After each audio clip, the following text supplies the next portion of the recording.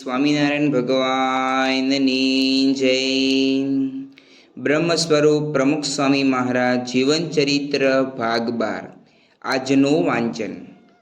લાયકાતનું લક્ષણ. તારીખ 21/4ના રોજ જંત્રાલ અને વટાવ ગામના મંદિરોની મૂર્તિઓમાં પ્રાણ પૂરનારા સ્વામીશ્રીએ તારીખ 22/4ની સવારે યુવાનો જાગો વિષયક શિબિર માટે એકત્રિત થયેલા વડોદરા તથા ભરૂચના 1500 કિશોર કિશોરીઓમાં પણ દૈવત સિંચ્યું.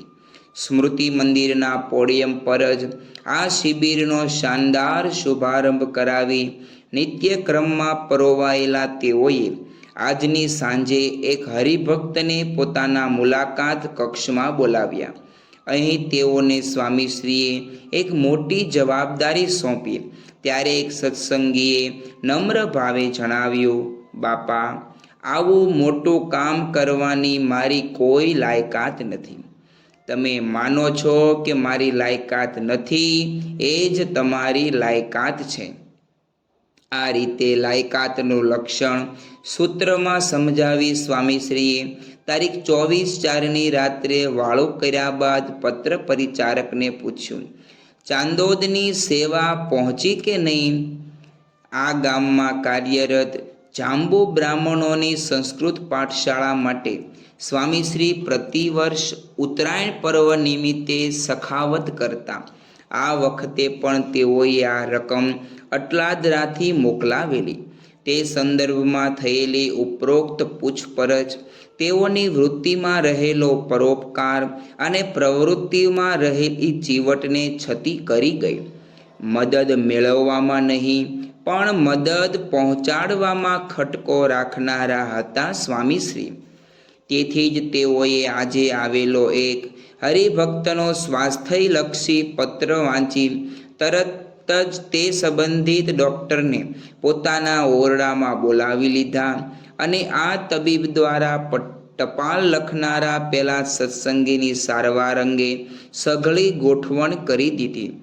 આ સમયે ડાક્ટરને દર્દીનો પરિચય આપતા સ્વામીશ્રી કહેવા લાગ્યા, અટલાદરાના મથુર કાકાના એક જ દીકરા પ્રાગજી, તેઓના 3 દીકરા જશભાઈ, પુરુષોત્તમ દાસભાઈ ને જયંતિભાઈ. દાસભાઈના નવીન અને તેનો આ અમરીશ.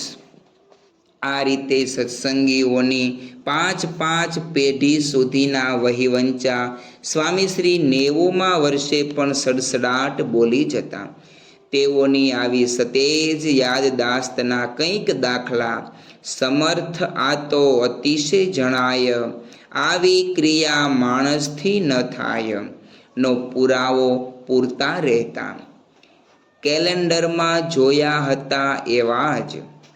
સારંગપુરમાં પ્રતિદિન સવારે સ્વામીશ્રી સ્મૃતિ મંદિરે દર્શન કરવા પધારે ત્યારે અહીં સંતો ભક્તો દ્વારા થતી પ્રેરક પ્રહસનોની પ્રસ્તુતિ હાસ્યરસની છોયડો ઉડાડતી.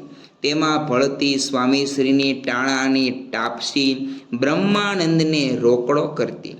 તારીખ 28/4ના રોજ પણ ખડા થયેલા આવા મોજીલા માહોલમાં યોગીજી મહારાજે વર્ણવેલા મલ, કુંભાર અને લુહારના અખાડાનું રોચક નિદર્શન થયું. એના ભાગરૂપે છેલ્લે કથા વાર્તાનો અખાડો જમાવતા ડૉક્ટર સ્વામીએ વિવિધ શાસ્ત્રોમાં ગવાયેલા સંત મહિમાનો સરવાળો માંડતા કહ્યું, ગુણાતીત સત્પુરુષ શ્રી પ્રમુખ સ્વામી મહારાજના દર્શન અને સ્મરણ એટલે સાક્ષાત શ્રી સ્વામિનારાયણ ભગવાન તથા સર્વ અવતારો તથા સર્વ દેવોના દર્શન છે, સર્વ મંદિરોના દર્શન છે, સર્વે તીર્થોની યાત્રા છે અને સર્વ શાસ્ત્રોનું પઠન છે. આ સાંભળી હાથનું લટકો કરતા સ્વામીશ્રી બોલ્યા, સાર આવી ગયો બધો. આ માર્મિક બોધ આપી આગળ વધેલા તેઓ આજે પ્રાતઃ પૂજા બાદ મુલાકાતની માળામાં પરોવાયા ત્યારે એક મુમુક્ષુ સાથે આવેલો બરવાળાનો બાળક ટેબલ પર બેઠેલો એ શિશુના માથે સ્વામીશ્રીએ આશીર્વાદનો અભય હસ્ત મૂક્યો ત્યારે તેનું અનુકરણ કરતા એ બાળકે પણ સહેજ ઊંચા થઈ પોતાનો હાથ સ્વામીશ્રીના શિરે સ્થાપી દીધો. તે જોઈ હાસ્ય વેરવા માંડેલા સ્વામીશ્રીની નિર્દોષતા પેલા શિશુની નિર્દોષતાને પણ ટપી ગઈ. એ નિહાળી સૌ હરખાતા હતા. ત્યાં જ આવી ચડેલો અન્ય એક બાળક સ્વામીશ્રી તરફ આંગળી ચીંધી તેના પિતાને કહેવા લાગ્યો, સ્વામી બાપા તો કેલેન્ડરમાં જોયા હતા એવા જ દેખાય છે. આ શિશુનો આ સહજ ઉદ્ગાર, પરંતુ જો સર્વા કાન કરશો તો તમને તેમાંથી સ્વામીશ્રીની સિદ્ધિ અને શુદ્ધિનો પડઘો સંભળાશે. કારણ કે મોટા ભાગના મનુષ્યો કેલેન્ડરમાં જેવા દેખાતા હોય એવા ઓરડામાં નથી અનુભવાતા. તસવીરો ખેંચાવતી વખતે ચહેરા પર કરાયેલા ભાત ભાતના પ્રસાધનોનો આટાટોપ, આ સમયે પ્રસન્નતા ભર્યો ચહેરો બતાવવા રખાયેલી તકેદારી, પોતાના કદ અને કામણને અધિક જણાવવા છબી લેવાના ટાણે યુક્તિપૂર્વક ગોઠવાયેલું પ્રકાશ તેમજ પીછવાઈ વગેરેનું સુયોગ્ય સંયોજન વગેરે કાયમ તો સાથે કેવી રીતે રહે? તેથી કેલેન્ડરમાં પ્રભાવશાળી લાગતા ઘણા મનુષ્યો અને મહાનુભાવો ઓરડામાં ઝાંખા જણાય છે, પરંતુ સ્વામીશ્રી પાસે અનુભવ જુદો જ થતો. એઓની આભા એવી જાહેરમાં હોય એવી જ ઓરડામાં અનુભવાતી. અંદર બહારની આ એકતા જ સ્વામીશ્રીની વિશેષતા. તે આજે એક શિશુના મુખેથી અનાયાસે ઉદ્ઘાટિત થઈ ગઈ. બાળકમાં રહીને ભગવાન બોલે છે એ લોકમાન્યતા અનુસાર આજે ભગવાન જ સ્વામીશ્રીની એક નવતર પ્રતિભાનો પ્રકાશ પાથરી ગયા. યોગીજી મહારાજને સર્વ પ્રકારે રાજી કર્યા છે. તારીખ 30/4ની સવારે સ્વામીશ્રી ભોજન આરોગવા બિરાજ્યા ત્યારે તેઓએ જતનપૂર્વક ખીલવેલી યજ્ઞપુરુષ વાડીમાં પાકેલું એક મોટું તરબૂચ લાવવામાં આવ્યું.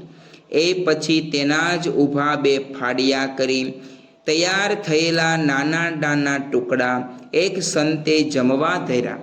ત્યારે સ્વામીશ્રીએ પૂછ્યું, ઠાકોરજીને ધરાવ્યું? આ સાંભળી પેલા સંત તરત જ ભોજન ખંડની બહાર નીકળી એ લીલો મેવો મહારાજની મૂર્તિને ધરાવી આવ્યા. તે પછી જ તેમાંથી 2 ફોડવા સ્વામીશ્રીએ અંગીકાર કર્યા. તેઓનો ભક્તિ માર્ગ 90મા વર્ષે પણ ગોબા ગાબડા વિનાનો જ રહેલો. એ પંથે પ્રયાણ કરતા કરતા તેઓ તારીખ 1/5ની સવારે બાળ વિકાસ પર્વમાં એકત્રિત થયેલા બાળકોને ધર્મ લાભ આપી ભોજન કરવા બિરાજ્યા. તે સમયે નિર્દોષ મુનિદાસ સ્વામીએ યોગીજી મહારાજના વિનોદી ચરિત્રોની રજૂઆત બાદ વસવસો વ્યક્ત કર્યો કે અમારા ભાગ્ય ઓછા જેથી યોગીજી મહારાજના દર્શન રહી ગયા. કાર્યક્રમના ભાગરૂપ જ આ બળતરાને ઠારતા અન્ય સંત બોલ્યા, અરે એ જ યોગીજી મહારાજ અત્યારે આ પ્રમુખ સ્વામી રૂપે છે. આ સાંભળી અફસોસ કરનારા પેલા સંતે સ્વામીશ્રીને જ પૂછ્યું, બાપા આપ ખરેખર યોગીજી મહારાજ છો? એ તો અલૌકિક અને દિવ્ય પુરુષ હતા. આપણે તો એમના સેવક છીએ.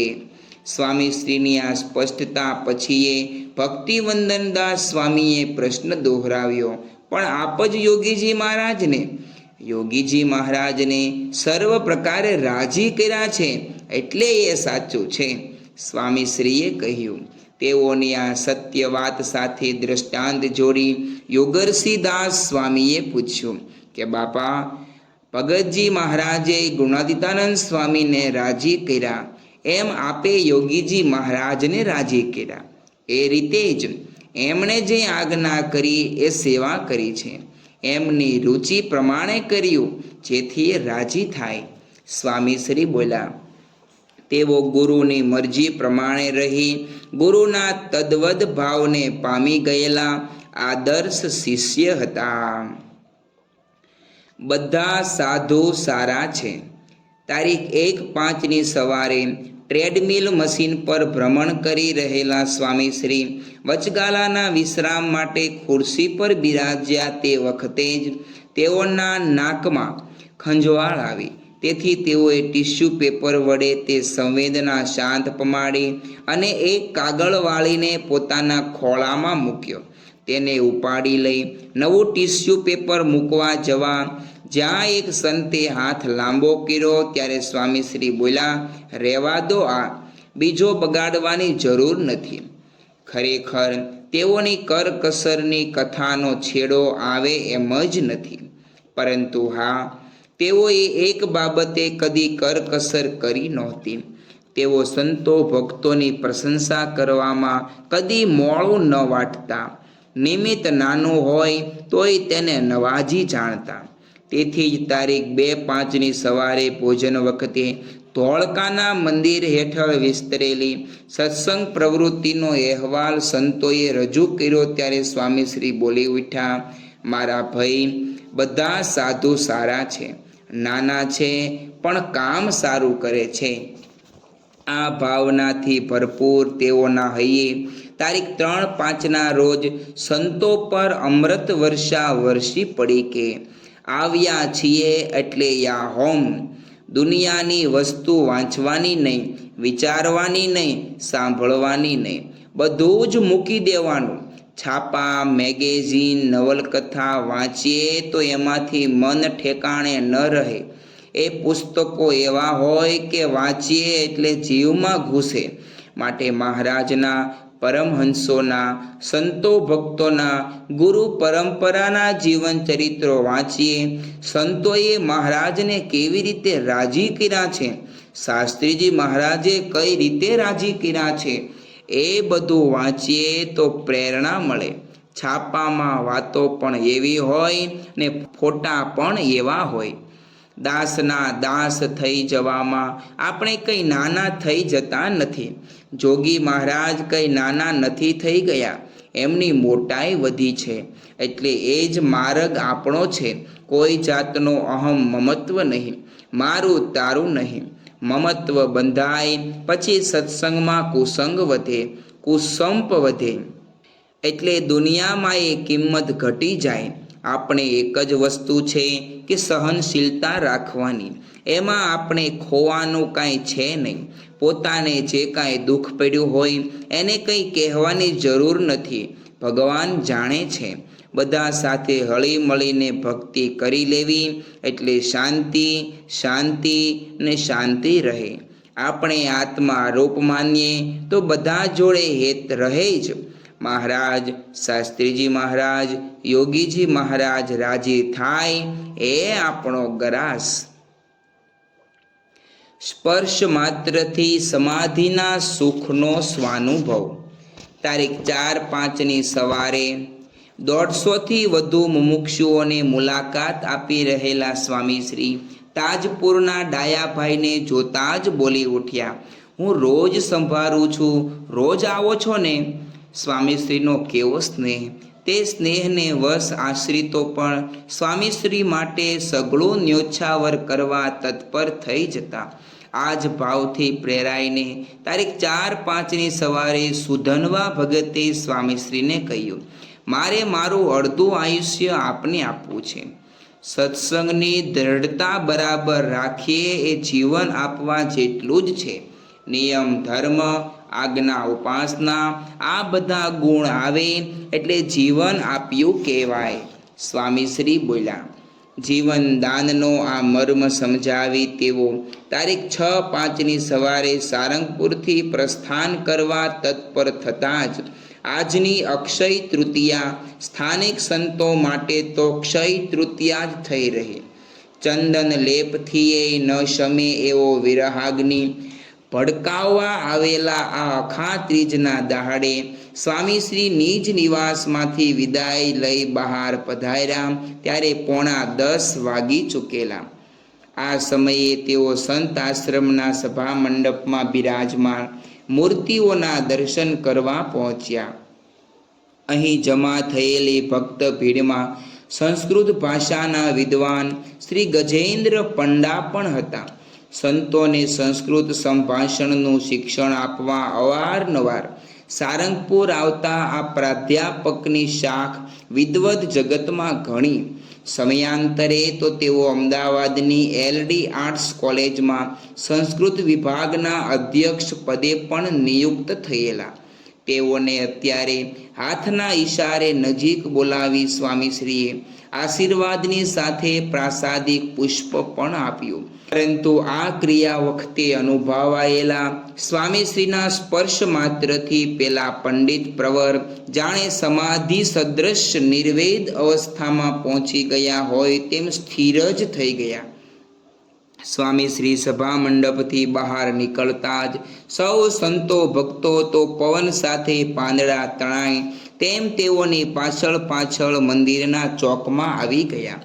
પરંતુ પોતાની જગ્યાએ થીજી ગયેલા પેલા પ્રોફેસર ઉઠવાનો પ્રયત્ન કરવા છતાંય ઉઠી ન શક્યા.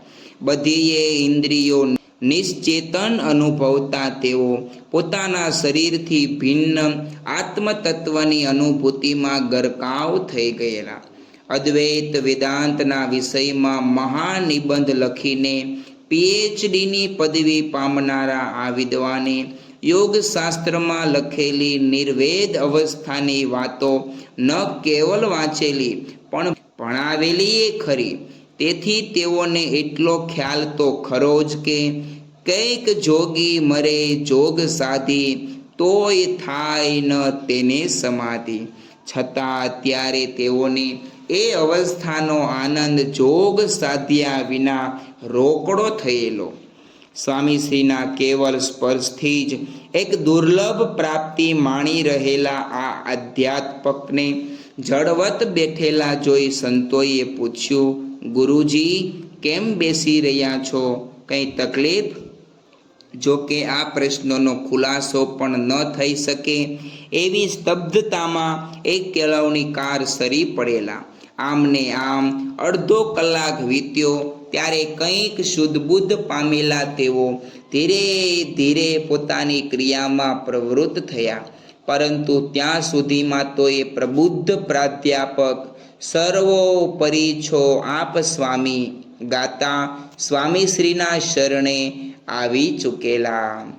શ્રી સ્વામિનારાયણ ભગવાનની જય.